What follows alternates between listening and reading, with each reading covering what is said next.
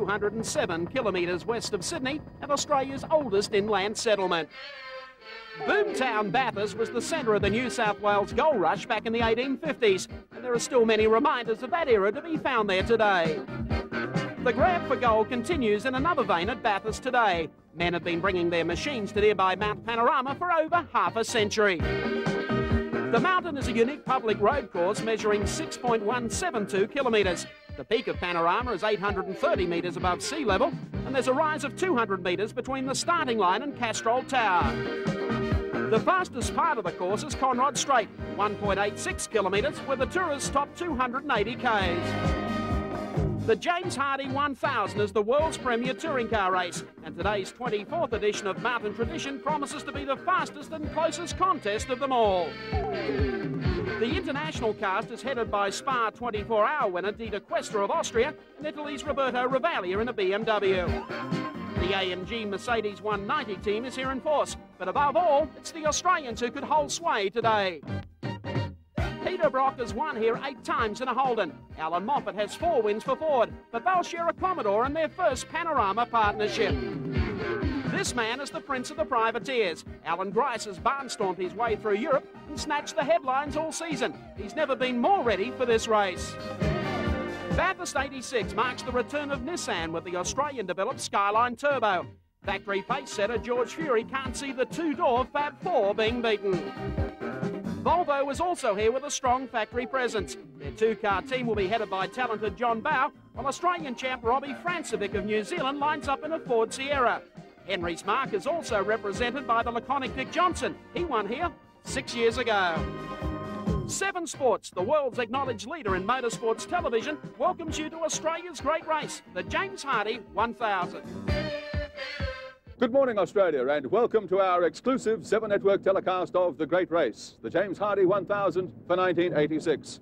A special welcome to our international viewers across the Tasman in New Zealand, in Britain, in Europe, and in the United States.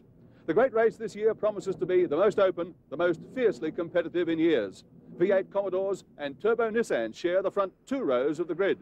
But there are also 2 BMWs, a Volvo and a Mitsubishi Starion among the top 10 qualifiers in this field of 59.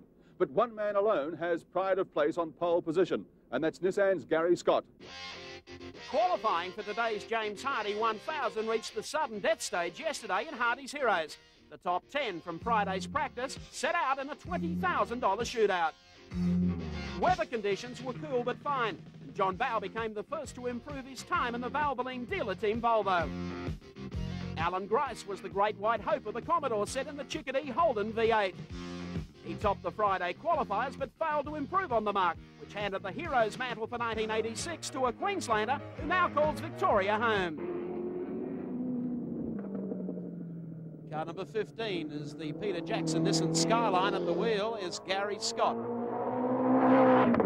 Gary, of course, has fitted into the Nissan team very, very well indeed during 1986, and actually has led George Fury in most of the practice sessions so far this week at Mount Panorama.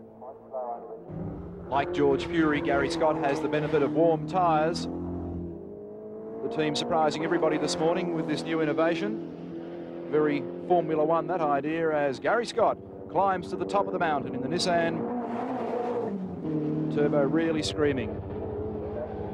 Fastest of the turbo cars throughout the week.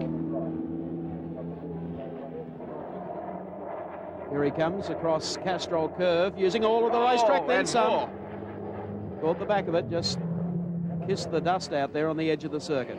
Down through Bridgestone.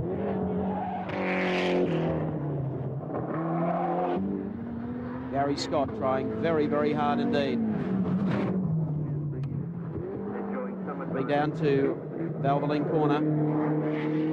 Gary Scott comes out of there, uses all of the racetrack, and he's wound up now. Scott leaves the braking as late as possible, comes down now into the corner and turns to take the checkered flag at the end of his high lap, puts the front wheel up on the strip there. There's the flag. Let's check the time. Wow, look at the time for Gary Scott. Fantastic stuff. Gary Scott at 2:17.6, quickest by a couple of seconds. That's sensational. Yes, Pat, it was a good lap, except I still had cold tyres, which is the problem we've got with this car. It's a bit too light for the compound we've got available, but I'm very happy with that. Let's take a look how the top 10 will line up today for the great race. Pole position has gone to the Peter Jackson Nissan Skyline number 15. The drivers are Great Scott and Terry Shield. Position 2 is the Chickadee Commodore of Sydney's Alan Grice and Graham Bailey. Third fastest is the second of the Peter Jackson Skylines with Tal Malmo farmer George Fury and 21-year-old Glenn Seaton. From 4 is the NZ Connectors Commodore Car 11, sharing the wheel Larry Perkins and Tasmanian David Parsons. Position 5 is the Valvoline dealer team Volvo number 44. Tassie Terror John Bow shares with Alfredo Costanzo. Starting from 6 in the Motorcraft Show Mustang, Queensland's dynamic duo Tricky Dicky Johnson and Greg Hansford. Position 7 is the Bob Jane T-Mart's Commodore of two-wheeler turn 4 Graham Crosby and Kiwi sidekick Wayne Wilkinson. 8th posse is the JPS BMW 635 of outgoing Australian champ Jimmy Richards and the talented Queenslander Tony Longhurst. 9th on the queue is the Bob Jane Schnitzer Team BMW 635 with Italy's Roberto Ravaglia and Austrian ace Dieter Cuesta. Rounding out the 10 is Mitsubishi Starion Turbo of Albury's Brad Jones and Japanese sensation Akihito Nakaya. They plan to bid sayonara to the mountain set today. Overseas drivers have played a large part in past Hardy 1000 classics, but traditionally it's an event that favours the locals, if only due to weight in numbers. Briton John Fitzpatrick became a household name in this country back in 1976 when he nursed the ailing Bob Morris Tirana to victory. A year later, Belgium's Jackie Eakes partnered Alan Moffat in Ford's spectacular 1-2 finish in the Great Race. Fitzpatrick was back again in 1981. He co-drove with Morris and a Ford, and they picked up a second in that accident-shortened event. Their Falcon, though, was trash after the hilltop mishap. Overseas teams dominated last year's outright placing. John Goss and Ahmed Hana giving Jaguar its first success at the Harding. The Ravaglia Chicotto BMW taking second, while Walkinshaw and Percy placed third. This year's European Touring Car Championship has produced the closest racing in the history of the series. BMW, Volvo, Rover, Ford, Commodore and Mercedes have been the outright contenders for the championship, which in the past has either been a Jaguar benefit or a two-horse race between Rover and Volvo. The BMW combination of Roberto Ravaglia and Dieter Cuesta comes to the mountain today with not only previous Bathurst experience, but also points on board in the European Touring Car Championship this season. Ravaglia won the ETC rounds at the Nürburgring in Germany and also the French connection at Nogaro only a few weeks ago, while Cuesta took first in the Spa 24-hour Enduro in August. I tell you, I like this circuit very much because I like to drive on road circuits, and this is one of the last in Europe. We have just Monaco, and Brno is finished this year, so I like it really to drive here on this circuit. For the race, I think we have a good chance because the race is 1,000 kilometers, and BMW normally is very good in long distance, but in qualifying, I think it's very hard. Today also marks the return of Mercedes to the mountain, and once again, Bob Jane is the man responsible for the AMG team being here. The two black 190E German compacts will be handled by Franz Kramer, the downhill skiing sensation, and Jorg van Ongen, while the second car will be handled by that super Kiwi veteran Denny Holm and Andrew Mediki. I think it's a very nice course. The Nürburgring is only a little bit longer, but this uphill and downhill, it's very interesting and very challenging to me. The Australians think this is the greatest, but I tell you, it's comparable with Brno, and Brno was an exceptionally nice circuit, very, very fast. This has the fast straight, but not the wiggle woggles that Brno has. The James Hardy has a reputation for being as Australian as football, meat pies, kangaroos and Holden cars. But the European influx is changing all that, and some people say it's not a bad thing. Gary Scott, we have a cheque to be presented to you by Mr. Jeff Healy from Channel 7. Yes, he certainly has, Wilco. Gary, that was a sensational run yesterday. As you know, this is Australia's race, but unquestionably you're Queensland's Hardy's hero. From all of us at 7, congratulations. Here's our cheque for $10,000 with our best wishes for today. Thank you very much, Jeff, and thank you, Channel 7. It's tremendous for the team, and it's tremendous for me, and last time Nissan were here, we were on pole with George, and I'm very happy to have kept the tradition up, and we're looking forward to a good, clean day today. And now, high in the air above the Mount Panorama circuit, we join a man aboard his own helicopter. A man who raced here with great distinction, winning the great race no less than 4 times in the early 60s. Now, a most successful businessman and one of Australia's most innovative motorsport promoters. The man honoured this year as the Grand Marshal for the great race, Mr. Bob Jane. Thank you, Gary. Great to be here up above Mount Panorama. A great view, a great perspective. And I'm very proud to be the Grand Marshal for 1986. And I've got this to say. Gentlemen, start your engines. 10 seconds away from the start of the 1986 James Hardy 1000 at Bathurst. Racing, and Grice just spread eagles the field. He's gone. And all the cars seem to get away nicely as they head down the front straightaway towards the left-hander. There's Gracey chopping straight into the left-hander. And so beautifully he takes it through there as they head up Mountain Straight for the first time. The field goes through without an incident in the first corner. We've got a safe start to the 1986 James Hardy Classic as they head up Mountain Straight towards Bridgestone Corner. Just look at the field sweeping. Grayson all the way to the floor, leads the Turbo Nissan of Gary Scott. Larry Perkins running in 3rd place. George Fury is 4th. And you can wait as they go through Bridgestone Corner and work their way up to the BP cutting for the reaction as Australia's Commodore leads the Turbo Challenge across the mountain for the first time. Grice, Scott, Perkins, then George Fury in 4th place. Up down to BP cutting and the climb to the top of the mountain. Look up behind Pete Brock in 05, who had to come from 11th position, an unaccustomed position for him on the grid, and he's already making up ground into about 6th position on the race pack. Through they go, Grice, Scott, Larry Perkins, Fury, up to the top of the mountain. Fans on their toes as they go over for the first time under real race conditions for 86. My gee, look at the lead that Grice has opened up. Grice absolutely flying. He's using his 17-inch Yokohama tyres.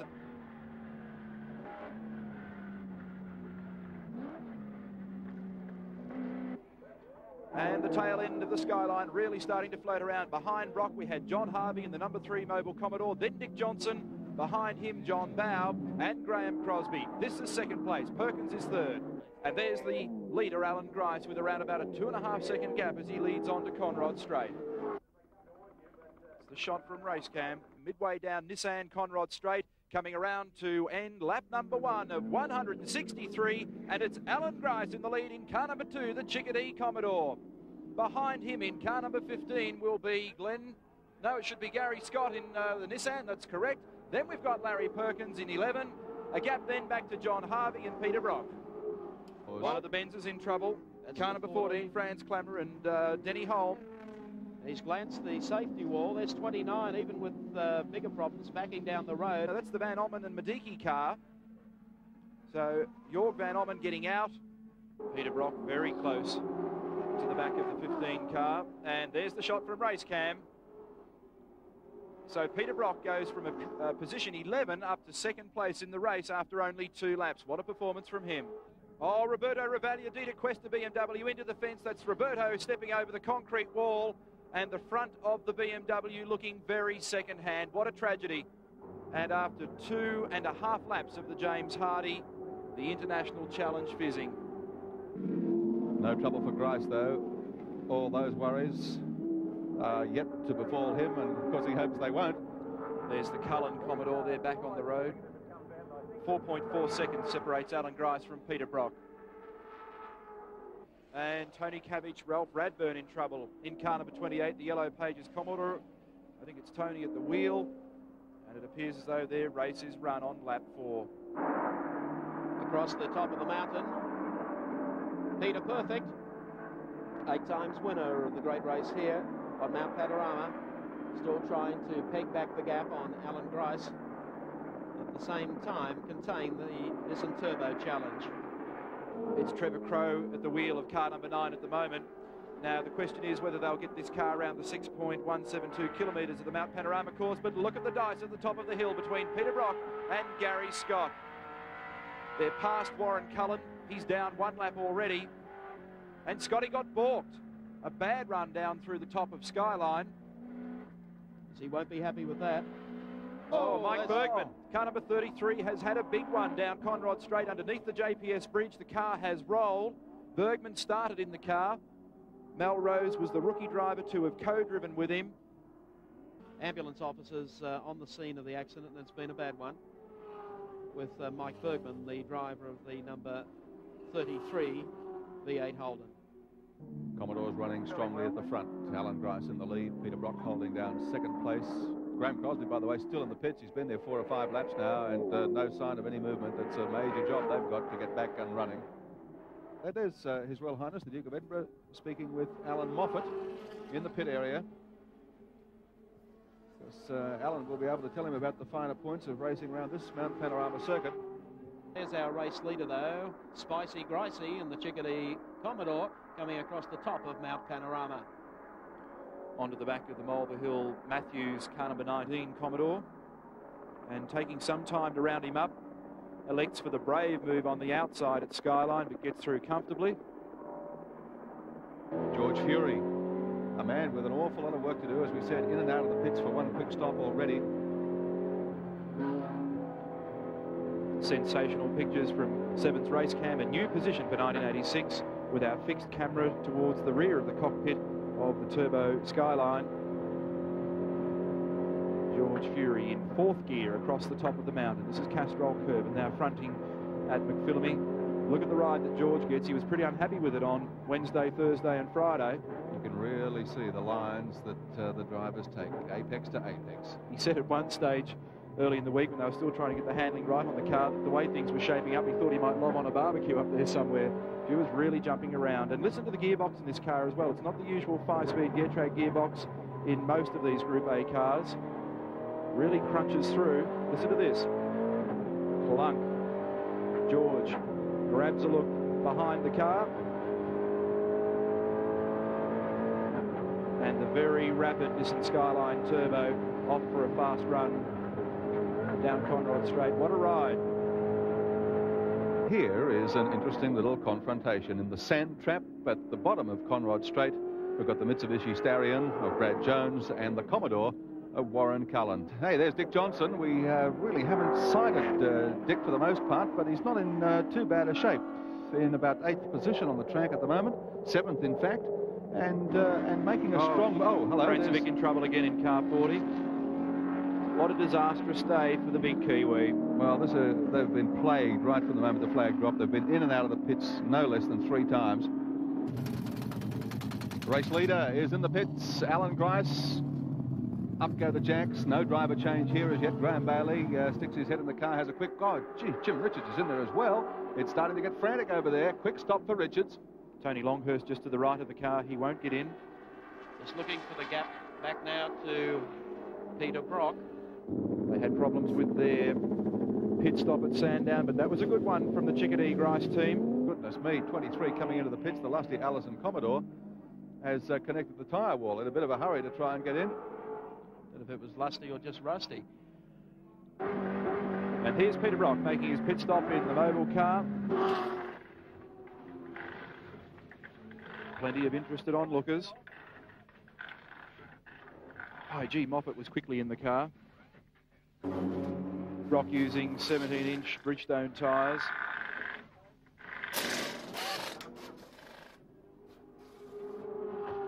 .26 seconds gone in this stop. Car's now been dropped. Moffat grabbing first gear.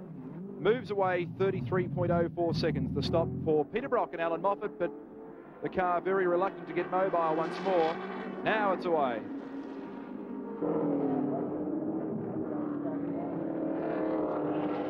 Oh, straight off the racetrack for Gary Scott. What happened there? Well, it's just as though he missed the corner. Well, I'll tell you what's happening. He's got Alan Grice bearing down on him in a big hurry. That's why he's got the pressure on. Loss of concentration, perhaps, as he went into the corner. Too busy taking care of what was in the rearview mirror rather than his line into the corner. This is the battle for first and second. The man in car number 15 leads the event. Right behind him, Alan Grice. Through Bridgestone Corner, and just look who's closing all over the Nissan as they head up to the top of the mountain. BP cutting. Scotty goes through in 15. Grice shadows him. I'll come out of here. You don't think Gary would be nervous after what happened at Sandown? Yes. Grice is going to give him no room at all. straight down the inside, make your own arrangements. I'm back in front. Well, Scott knows he's headed for a pit stop. He's not going to fight Grice at this stage, I wouldn't think. And Grice is on fresh tyres, remember. Streaking away, Grice assumes command once more in the great race.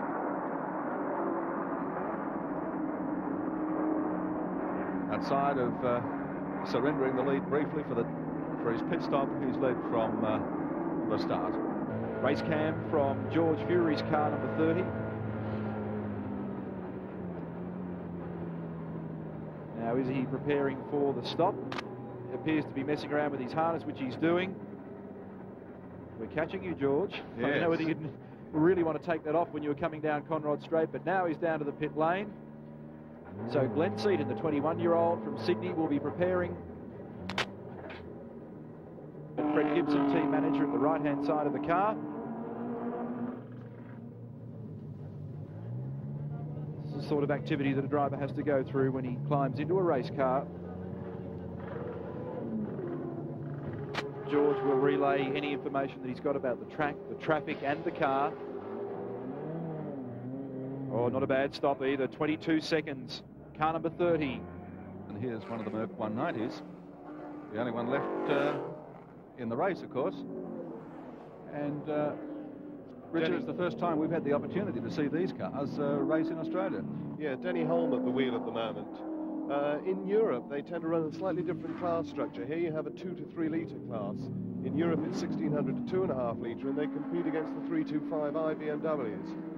It's been a very interesting race all year long between the Mercedes and the BMW, and at the moment, it looks to be a man called Winnie Voigt in one of the Works 325i's that's got the better of the Mercedes and is in fact leading the European Touring Car Championship at the moment. Denny Holm, veteran of the field, but still knows how to steer a motor car. Oh, very much so. He, in fact, won the European Touring Car Championship round at Silverstone, the Tourist Trophy, which is one of the most prestigious rounds of the lot.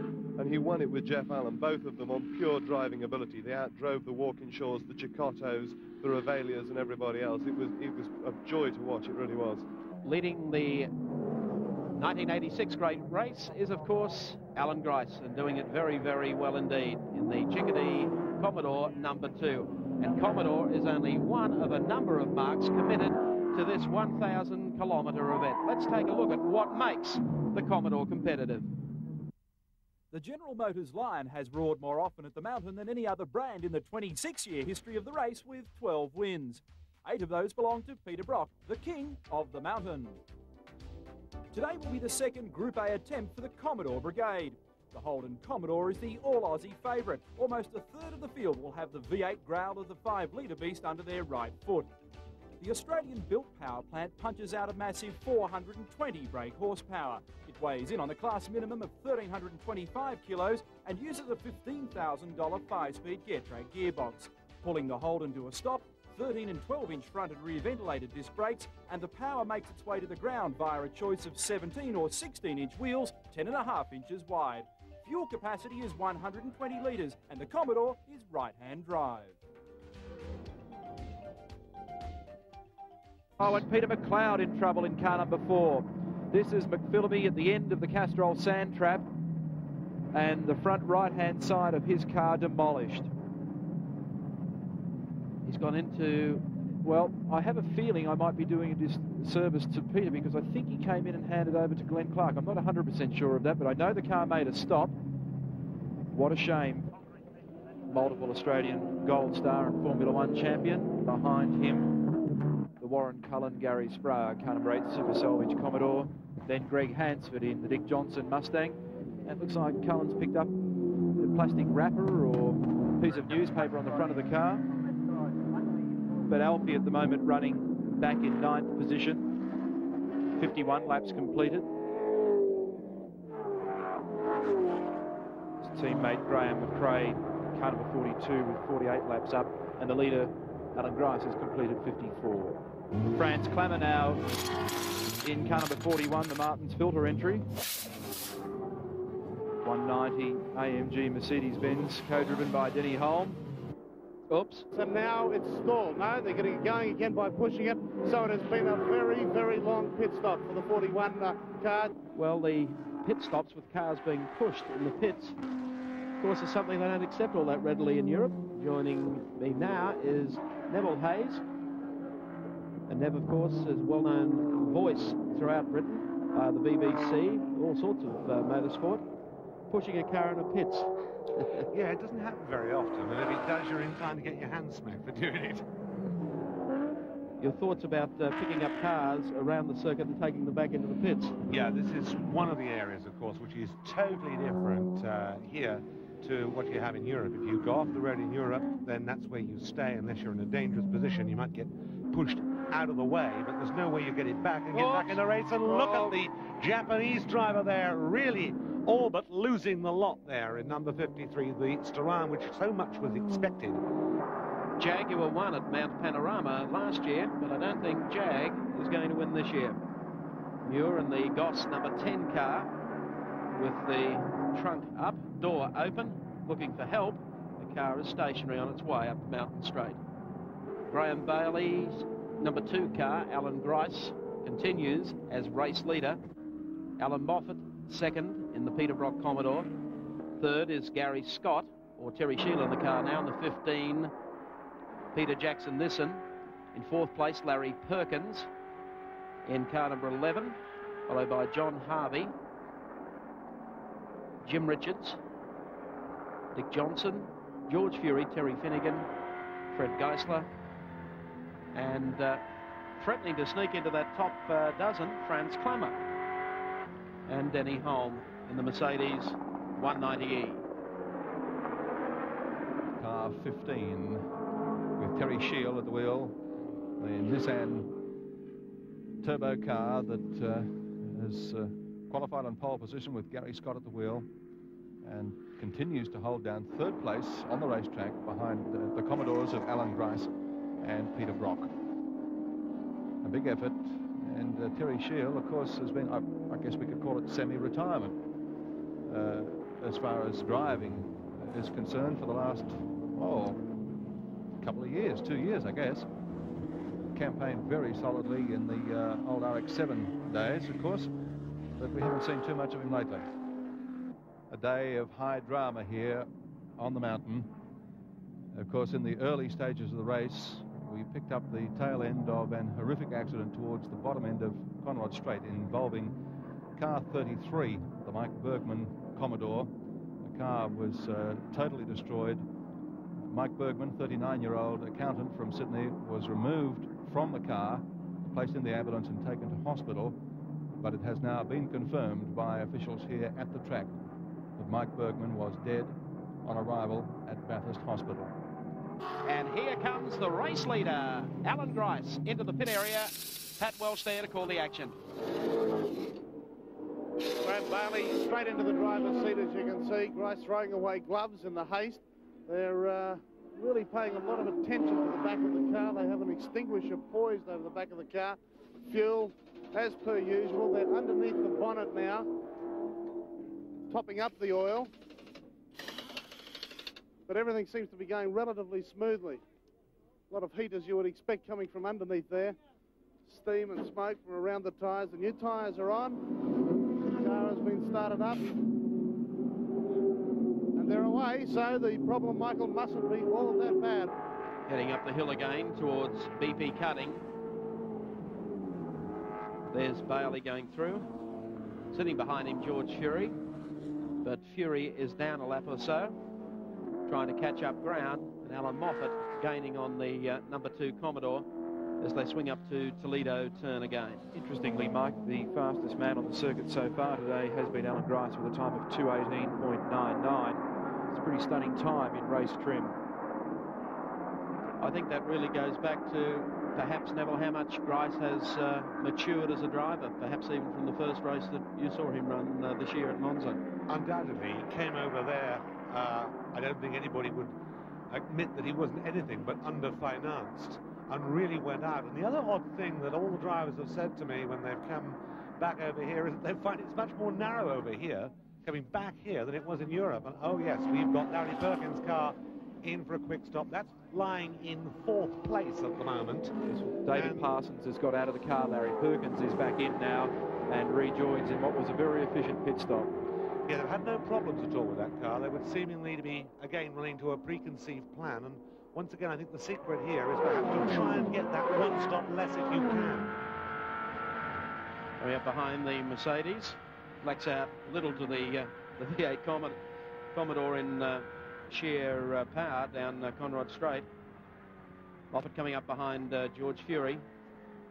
Nissan still looks very, very steady indeed under brakes. There's Bailey going through in number 2.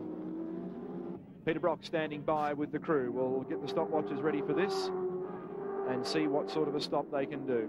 So far they've been very efficient. Moffat out, Brock in. The shot from our second race cam in the side of the car.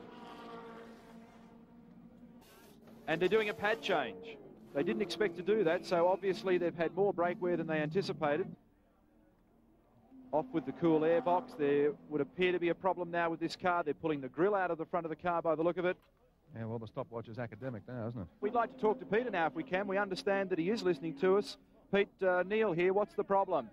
There's a leak in the oil cooler. Alan didn't notice it. The temperatures are all okay. So they're just bypassing it right now, which means it's just running, well, without an oil cooler. That's okay. The temperatures are quite low. Yeah. I think the guy's about getting me going here. Okay, we'll leave you to it, Okay, Pete. mate. Thanks for talking to us. Righto. See you later on. We're down. Peter Brock out of the pits, 6 minutes and 10 seconds stationary while they removed and bypassed the oil cooler. It's Michelle, all right. Michelle, yeah. Open face helmet. The jeweller from Brussels. He's been to the mountain before. He came out last year and tried to partner Graham Moore in an ill-fated Mitsubishi Starion run. And he looks pretty comfortable in the car at the moment. This race is like the Irishman that won the Tour de France. I tell you, he had to go on a lap of honour. Now, what's the shape of the car like after you've got back in? Has Greg look after it for you? Oh, you better believe it, mate. She's brand new. He's a good operator. Yeah, he's a good operator. The water temperature's no different. The oil temperature's still the same. We didn't get a chance to do any split times on him, but how competitive was he with your times? Yeah, he was doing 23s and 24s. And boy, this is some oil here. Huh. Yeah, what's the state of the circuit like? Well, it was all right. Well, one of your mates in a Ford Mustang, the Anderson brothers, have just spun off into the entrance to the pits. Well, and you'll be pleased to know that the Wilmington Janssen Jaguar XJS was also in a bit of strife down there. Now, Bailey's off in car number 2. Unbelievable bad luck for Graham Bailey. Now, what exactly does that do to the race order? They had a fair buffer up their sleeve. Alan Grice, meanwhile, has pulled his helmet on and he's standing by to get in the car. Okay, we'll set the stopwatches here and see what sort of a stop Les Small's Roadways team can do. Alan Grice standing by. This stop is certainly going to cost them dearly, and it's going to open the race wide open again. It would seem likely to me that what was happening was that the oil is coming out and got on the tyres, which is why he spun. What is going to be interesting, Harvey is now at the top of Conrod Straight. Yep. That big gap, that big buffer of the lap, and then a bit. Been in the pits now for exactly 1 minute and 50 seconds. They've fired the engine. Out with all of the standby tripods. The jacks are up. Here comes Harvey along pit straight. Mobile dealer team flags up in the air. Grice heads out the pit lane. Oh, well, this will be really interesting. This will put them on the same lap. And remember that Harvey is at race speed. Grice is going to have to reach it. He spent 2 minutes and 6 seconds in there the pits. He goes. That's Grice pulling out in front of Harvey. Harvey has spotted the back of the Chickadee Commodore, and Cross in for the ride too as they head up Mountain Straight to Bridgestone Corner. Now working their way up the straight.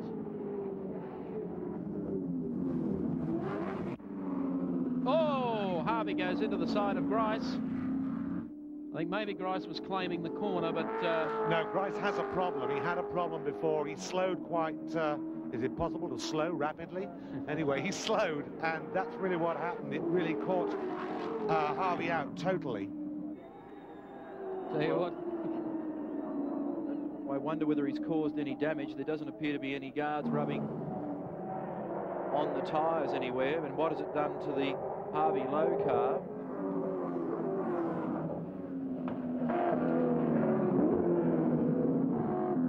They come down off the mountain, down to the dipper. There's Grice going through, and with Pat Welch in the pits is the man who has been steering number 2, Graham Bailey. Graham Bailey with me now, very exhausted, but there seems to be a problem with the car. Apparently we've got a slow leak in the diff. The boys were calling me on the radio, but I couldn't understand what they were saying. And I'm too busy driving past here looking for signals and forgot to look at the brake mark at the end of pit straight. Had a bit of a whoopsie, but I think they've topped the diff up, and we should go all right from here on out. Look at this. John Harvey leading the great race, and sitting right behind him is Alan Grice. This one looks like going down to the wire. Harvey still with a stop to come. Grice putting the pressure on. He's closed that gap to practically nothing at the moment. Lap 105. The 2 Commodore drivers, Harvey and Grice, up front, leading from Gary Scott in the Nissan number 15. Then, of course, Jim Richards in number 1, Dick Johnson in 17, Peter Brock coming back through the field in 5. So how close do you need it? To Bridgestone Corner, the right-hander swinging up to the top of the mountain. And here they come.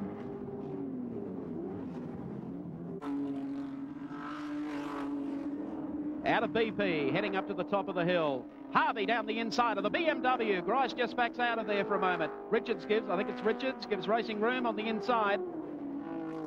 And what a race we've got going after 105 laps with all the dramas of today. And this is the gap between first and second in the 86 James Hardy Classic. And Grice on the outside, what a move! Takes him coming across the top of the mountain. So Alan Grice takes back the lead in the James Hardy 1000. Harvey still in second, and third is Gary Scott in the Nissan.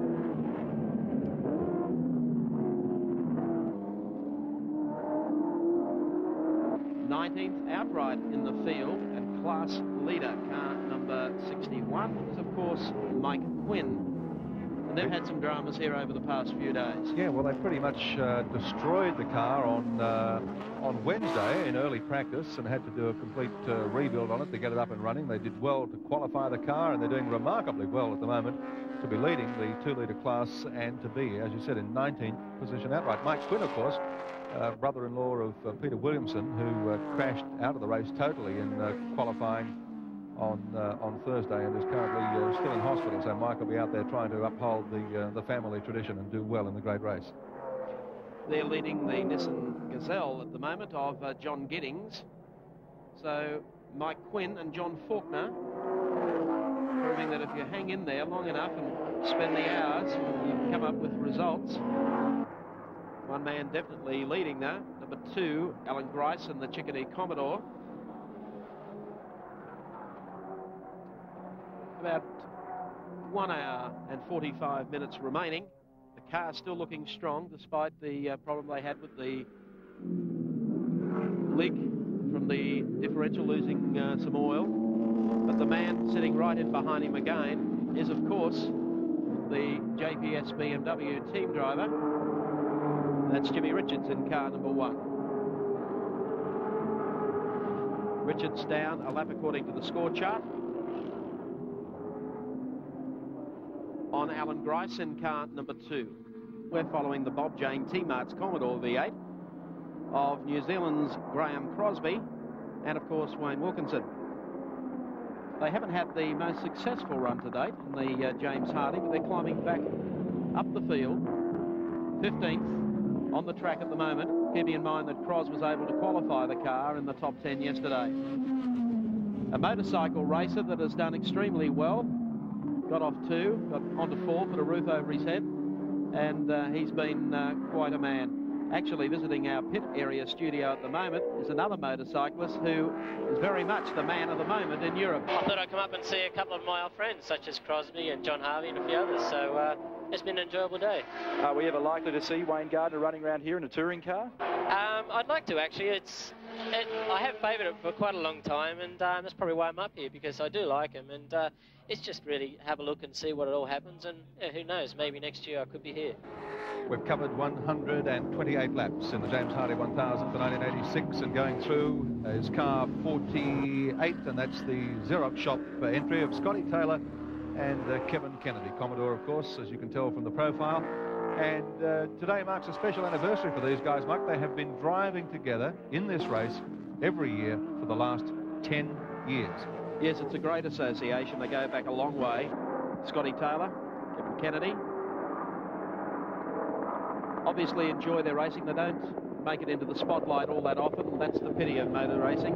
But then again, the whole thing about the sport is the same as any other type of sport. It's who's up there and pressuring for the lead. They come here to enjoy themselves, to finish, and they can plan ahead for the next 12 months. And they're doing a good job here today. Has the Goss Jaguar just behind them.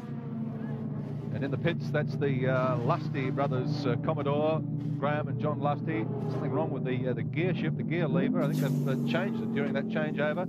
Driver change as well. That's car 23. Graham, what happened? The gear lever broken. The gear lever off when I was supposed to change over to John last time. And we had to grab a set of multi-grips, and I've been changing gears with multi-grips for the last 20-odd laps. But anyway, we're still out there and going. We've got a gear stick back in it now. They might be dusty, but they're certainly not rusty. Car number 3 in the pits, the second of the Mobile dealer team cars. John Harvey and Neil Lowe. Neil stepping out. Looks like Harvey going out now to do the final stint behind the wheel. Correct. They're still running third on the racetrack. And John Harvey takes over the car for the sprint to the checkered flag. Times are tough, the turbos. 44, John Bauer.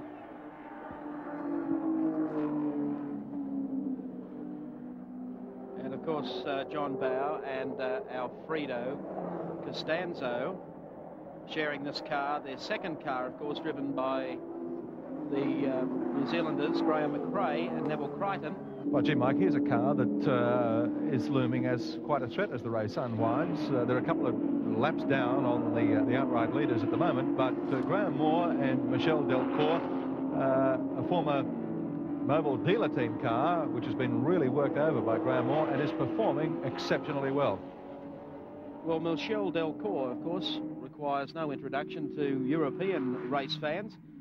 A big, burly Belgian with an iron foot, and he can drive just about anything, Neville Hay. He can. I mean, can you imagine a big man like that as a jeweler dealing with ladies' trinkets? The mind boggles, doesn't it? But I don't know.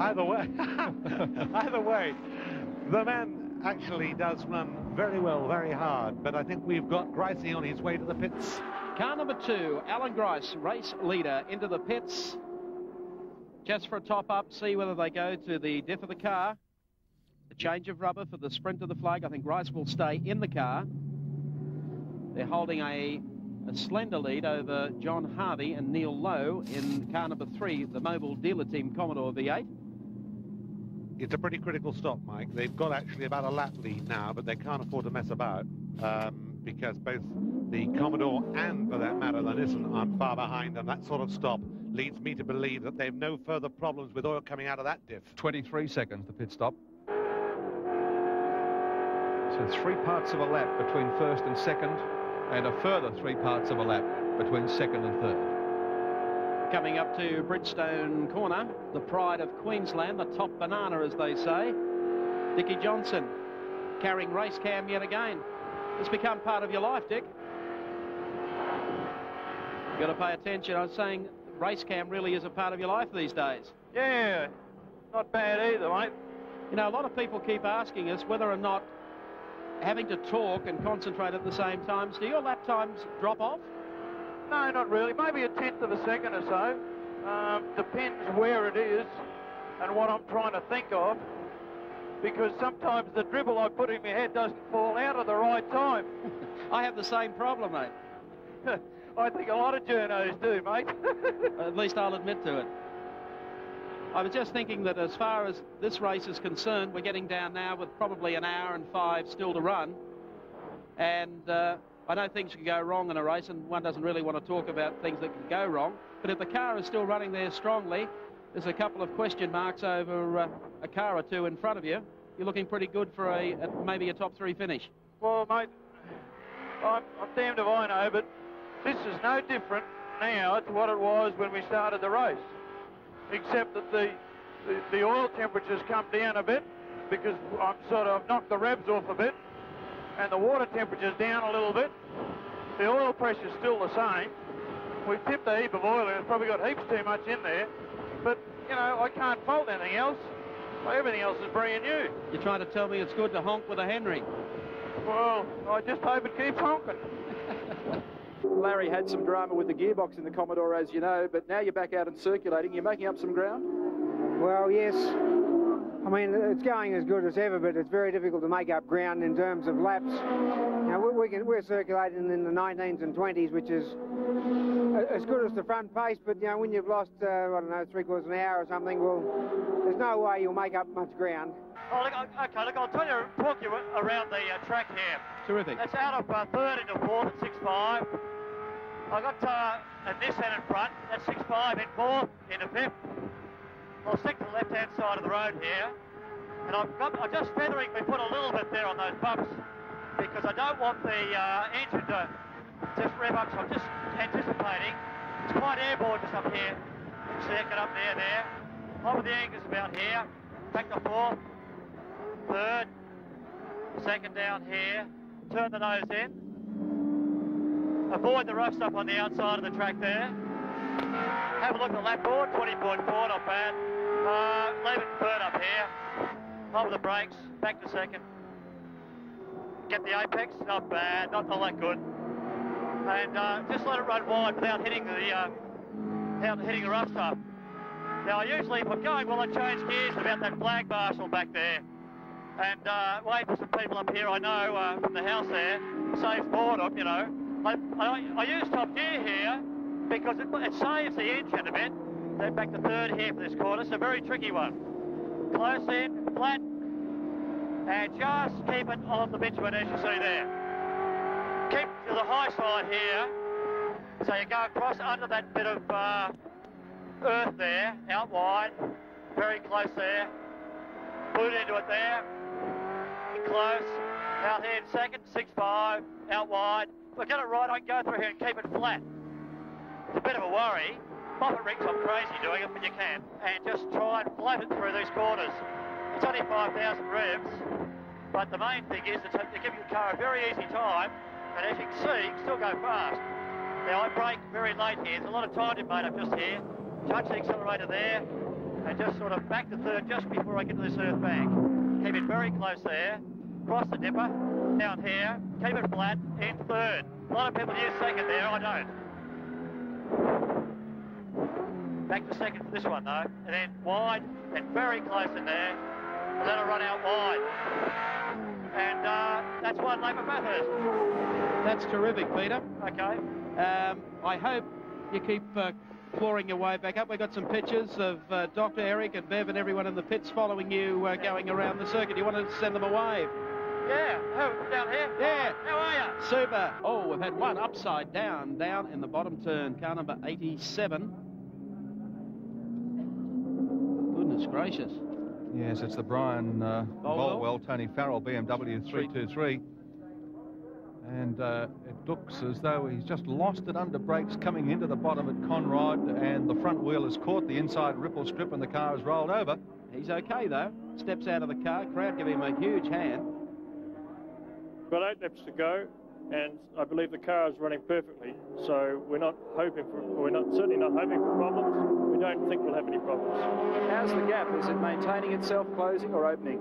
No, we're maintaining about the same gap, 1st to 2nd and 2nd to 3rd. You elected very early in the week to go for a conservative setup. You didn't do a lot of fiddling with the car. It's obviously paid dividends.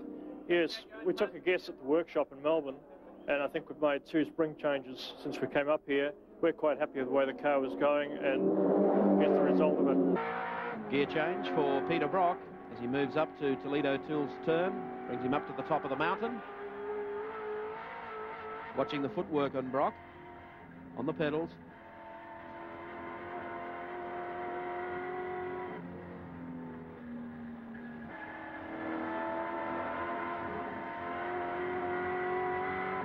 very, very comfortable. Behind a car doing his thing is Peter Brock. And Brock at this stage will probably finish in 5th place in the 05 car.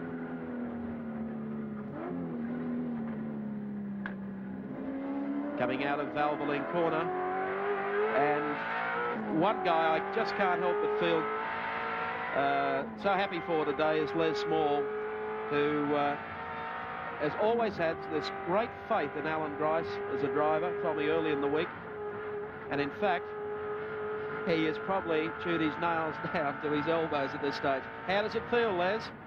Oh, it's not too bad at the minute, Mike. We're sort of hanging in there, just hoping for the best. As you know, we've led many of them before. We haven't got to the flag first, so we've just all got our fingers crossed. He deserves to win this, doesn't he? I think so, yeah. He's driving probably better this year than he has, you know, ever before, I guess. And the European experience really helped.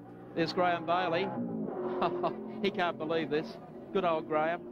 The fellow who went also to Monza and to Donington and Hockenheim with Alan. Had a couple of offs into the sand traps, blamed himself for it before everyone else did, and said he learned so much. Came back to Australia and demonstrated to everyone in the Australian Touring Car Championship that he'd learned a lot over there. Rice comes out of the corner, acknowledging the flag with 1 lap to go. Heading up mountain. Straight. There he goes. He's going to get a wave off to everyone before this is over. He's watched so many drivers do this for so many years. Hands are ready at the top of the mountain as Grice heads up to Bridgestone Corner for the final time. And of course, after the race is over, the cars are pulled straight in at the back of the pit, so you don't really get a chance on a cool-down lap to acknowledge the waves of the crowd. Up to BP Cutting for the final time. The Sydney privateer, Alan Grice, driving Graham Bailey's Chickadee #2 Commodore V8. Coming up to Toledo Tools Corner, the right-hander. Wait for the reaction of the spectators along the top of the mountain. They love him. Here he comes. Alan Grice, a man who went to Europe this year to try and prove something. He certainly has done that, and he's proved an awful lot more here today.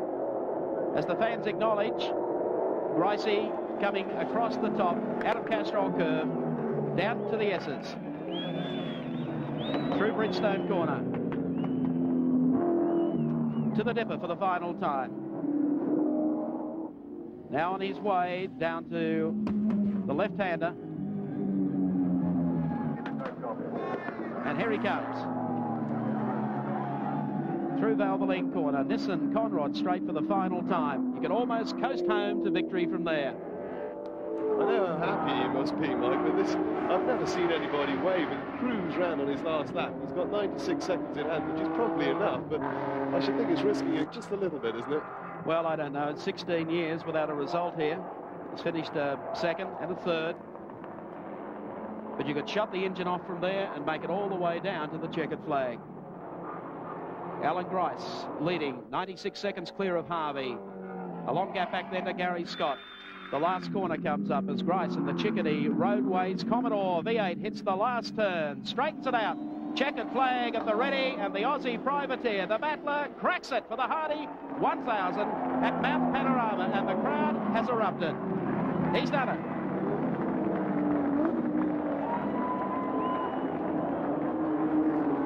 Alan Grice of Sydney takes the 1986 James Hardy 1000 Classic. Second place will go to John Harvey and Neil Lowe in the Mobile Holden Dealer Team Commodore #3. Third place will go to Gary Scott and Terry Shield in the Nissan Skyline Turbo #15. Fourth to Dick Johnson, car #17. Fifth place to Peter Brock, and sixth place to Jimmy Richards. And Alan Grice makes his way.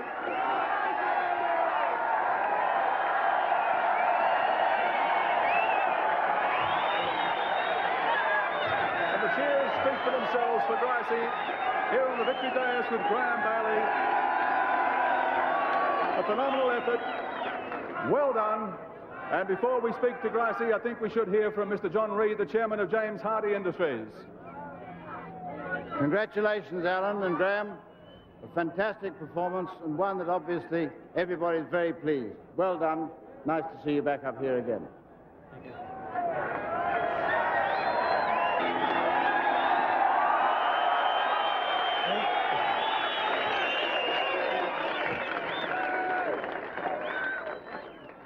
Thank you very much. Distinguished guests, a lot of friends down there, thank you very much for your reception. Thanks.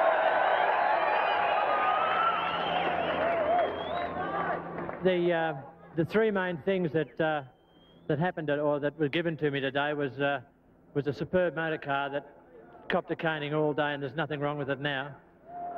And Les Small's engines. I had the best engine out there as I've had for quite some time. And thank you very much, Graham. And the other thing that was very apparent, Yokohama came through again today, and we had the best tyre out there. Thank you very much, and thanks for your help.